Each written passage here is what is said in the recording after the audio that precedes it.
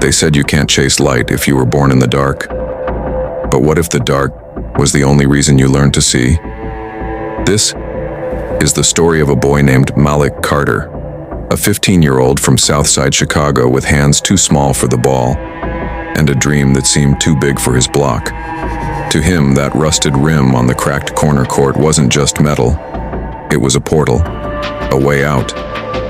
But to everyone else, it was just a reminder that he'd never reach it. Every day, the echoes of bouncing leather between old buildings were the soundtrack to his hope. And every day, the voices tried to drown it out. Yo, Malik, you still playing out here? You ain't built for this. You too slow, too skinny.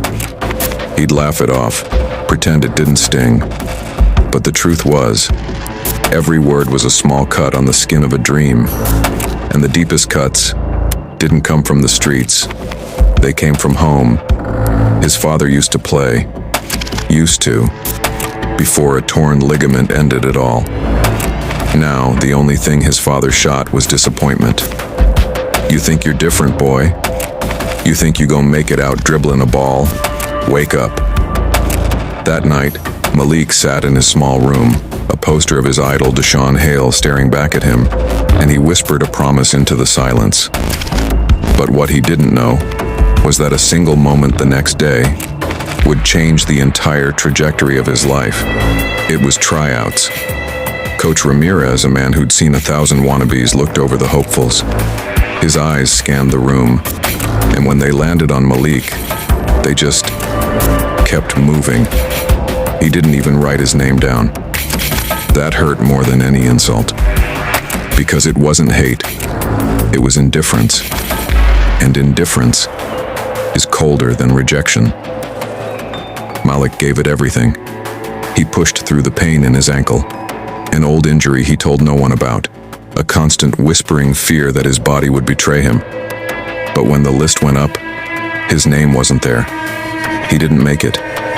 He walked home in a silence louder than any crowd, and at the corner store, hearing the laughter of the kids who did make it. He hit his lowest point.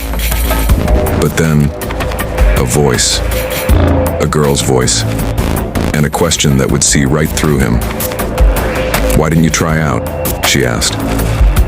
Her name was Reena.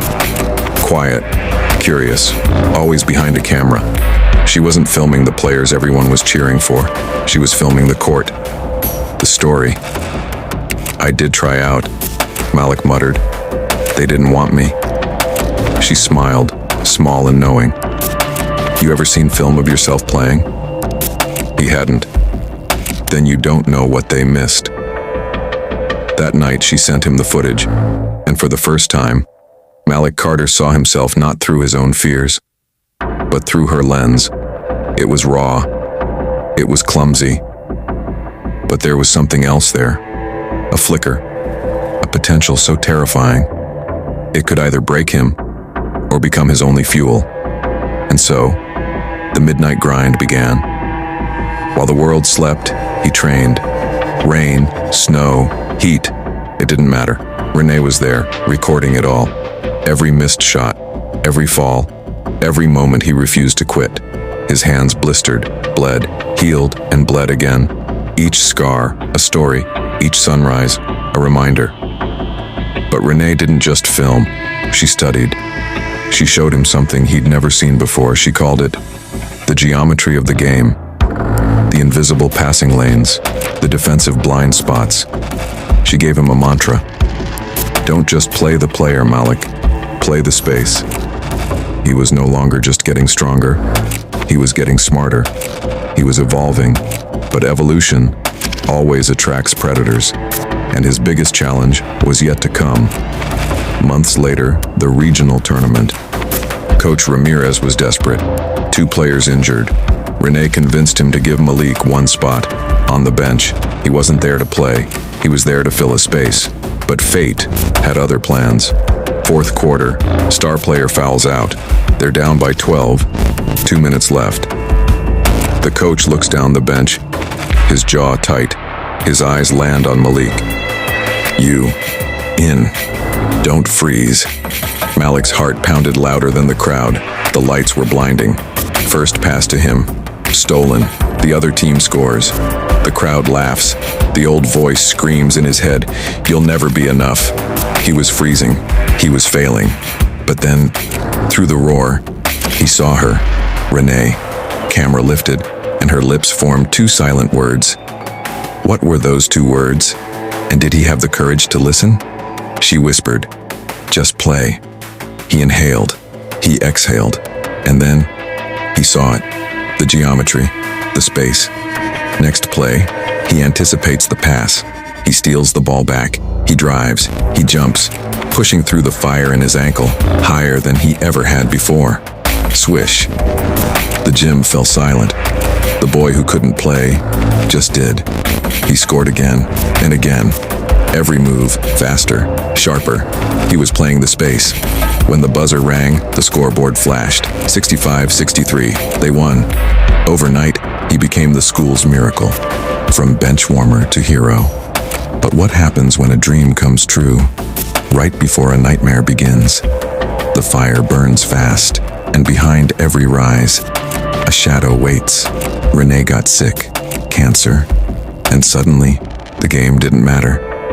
He stopped showing up. He sat by her hospital bed holding her hand, watching the light fade from her eyes. "You're gonna make it to the top," she whispered, her voice weak. He shook his head. "Not without you." Her smile was fierce. "You don't play for people, Malik. You play because of them." She passed away that night, and with her, his fire went out. Months later, Malik stood alone on that cracked court, empty, silent, a ghost in his own story. He was ready to walk away forever, to let the dream die. But then, he heard it, a soft hum from her old camera. He pressed play, and her voice from her last recording filled the air around him. What was the message she left behind? And was it enough to bring a ghost back to life? Her voice said, "When you stop believing, remember, the rim never changed height, Malik.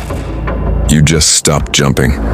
He dropped to his knees, and for the first time since she died, he cried. Then he stood. He picked up the ball, and he began. Again. 2 years later, a quiet college gym, a walk-on tryout, no roaring crowds, just clipboards and indifferent eyes. He plays well, not spectacular, but he sees the geometry. He plays the space.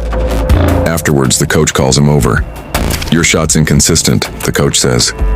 "But son, I've never seen a kid your age with court vision like that. You see things before they happen. Where'd you learn that?" Malik doesn't look at the stands.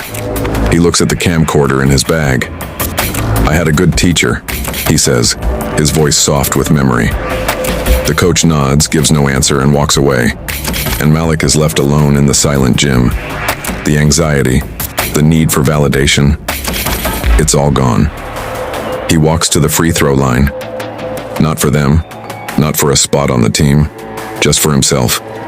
He takes the shot. The ball arcs perfectly, a silent prayer against the rafters. Swish. The net whispers. And in that whisper, he hears her. He hears his own strength. He finds his answer. He smiles. A smile not of triumph, but of peace. Sometimes the world doesn't believe in you until you give it a reason to. Sometimes the rim seems higher because you stopped reaching. And sometimes the people who leave us give us the greatest reason to keep going. So keep playing. Keep jumping. Because even when no one is watching, your story is still being written, and it just might change the entire game.